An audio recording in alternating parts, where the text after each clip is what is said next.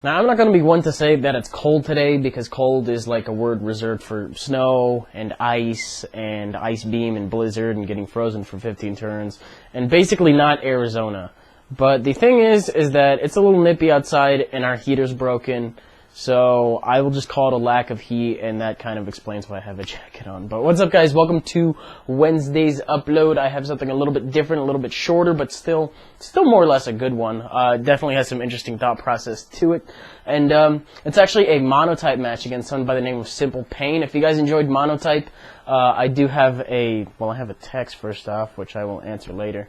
And then I have a monotype coming up tomorrow, so if you guys enjoy those, then, you know, back to back, day to day. And then I have the tournament video, which I will be uploading on Friday. But anyway, we'll jump right into it. We'll play it back right now.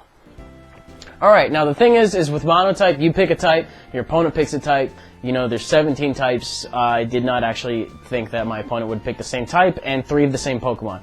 But Scrafty on a Mono Dark team is fucking smart, because it just is, you know, it just works out. Now the thing is because we both have Scrafties, it's going to be kind of a race to see who can kill off the other Scrafty first. And the thing is I'm not sending in my Scrafty until that Sableye is dead, and, you know, I can ensure that I have a couple boosts under my belt. Otherwise, it's not going to be safe whatsoever.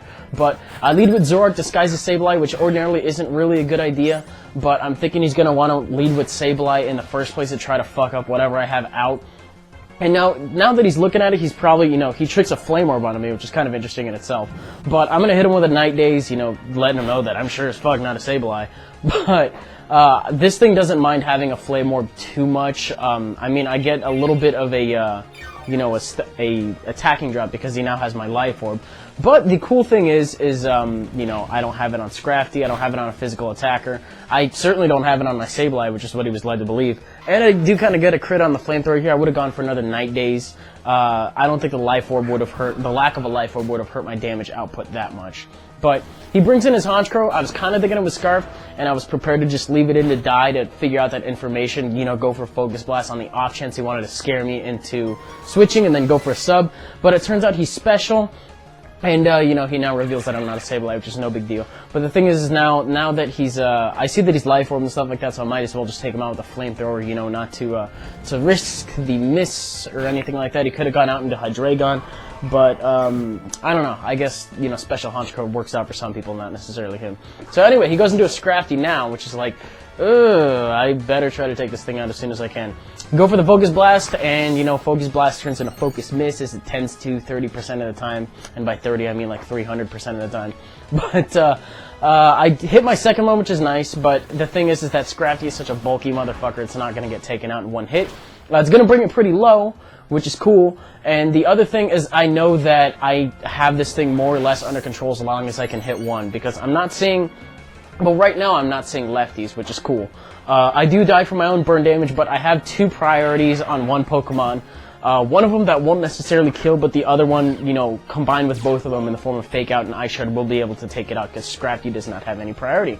But I'm going to go with a Fake Out, because I know he outpaces me for a fact. If I wanted anything else, then this could have gotten nasty really quickly, because, you know, Scrafty is Moxie and such. If he's running DD, he's more than likely running Moxie as opposed to Shedskin.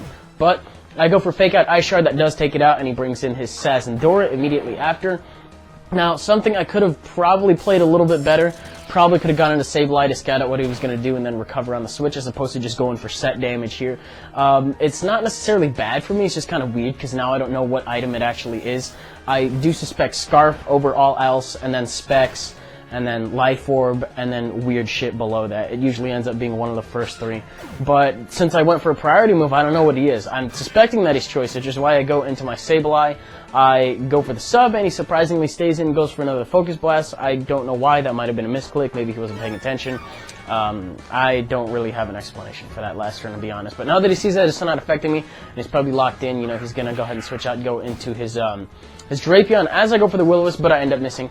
Not that big a deal, because I'm still behind a sub. I can still, you know, afford to go for another one. The thing is, he goes for Protect, which really doesn't, you know, offer him anything. I'm gonna keep going until I burn him. So, you know, I've seen seen Drapion, I've seen Absol. The only thing that probably wouldn't appreciate it is Hydreigon too much. He could have gone to that and kept firing off Dark Pulses until I was forced to switch or something of the sort. But he just leaves this thing in to get burned, which is kind of a waste of a Drapion, and it's going to give me a really easy opportunity to get set up as soon as I can, you know, squeak off a Confuse Ray whenever I can. But now that he's burned, I might as well go for that, and then I'm planning on this next turn to switch in Scrafty because of my, you know, ×4 resistance to dark moves.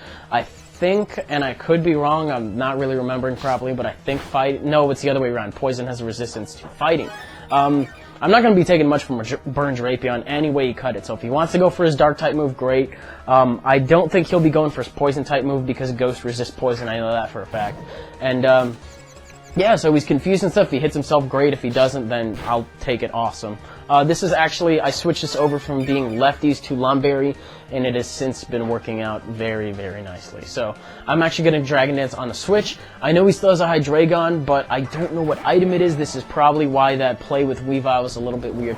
So I'm going to set up a DD. I know in order to even outpace a regular one, I got to go for another one.